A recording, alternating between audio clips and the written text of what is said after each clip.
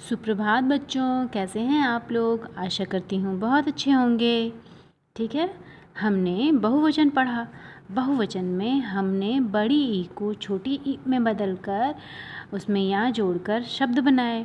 ठीक है, जब हमने बहुवचन बनाए तो जैसे दवाई का दवाइयाँ बदला, मिठाई का मिठाइयाँ बदला। इसी तरह इसकी मात्रा वाले शब्द को, ई की मात्रा को ई और या में परिवर्तित किया।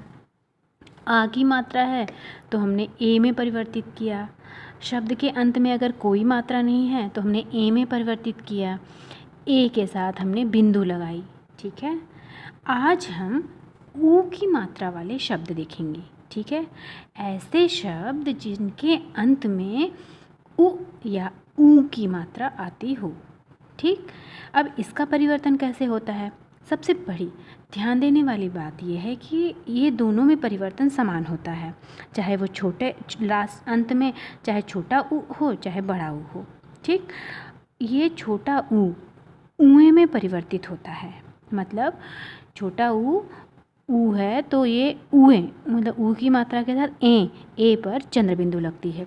इसी तरह अगर अंत में बड़ा ऊ है तो वो भी उसी तरह ही परिवर्तित होता है ऊए में, मतलब छोटा ऊ और ए में परिवर्तित होता है। दोनों समान परिवर्तन होता है दोनों में, चाहे वो बड़ा छोटा ऊ हो चाहे बड़ा ऊ हो, और वो परिवर्तन के बाद ऊए हो जाता है। जैसे छोटे अंत में शब्द ऐसे शब्द जिनके अंत में उ या ऊ आता है, आप देखेंगे जैसे वधू और धेनु, ऋतु, ये सारे शब्द जो होते हैं इस तरह के, इनके अंत में उ या ऊ आता है। ठीक है, अब हम इसका जो है उदाहरण देखेंगे। अब उदाहरण में आप देखिए, जैसे बहू देख रहे हैं तो बहू में यहाँ ऊ की मात्रा है, मतलब बड़ा ऊ है, और जब हम इसका बहुवचन में परिवर्तन कर रहे हैं तो ये छोटे ऊ में, बड़ा ऊ छोटे ऊ में परिवर्तित होकर ए के साथ ये बहुएं बना रहा है, मतलब ए पर चंद्र बिंदु भी लग जा रही है। ठीक है, बहुएं। इसी तरह से वस्तु देखिए, वस्तु में छोटा ऊ है।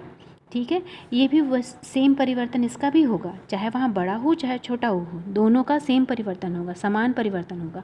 ये उ और ये भी उ और ए में परिवर्तित होगा। वस्तु का वस्तुएं, धेनु का धेनुएं। ठीक है, आशा करती हूँ आप लोगों को समझ में आया होगा। धन्यवाद।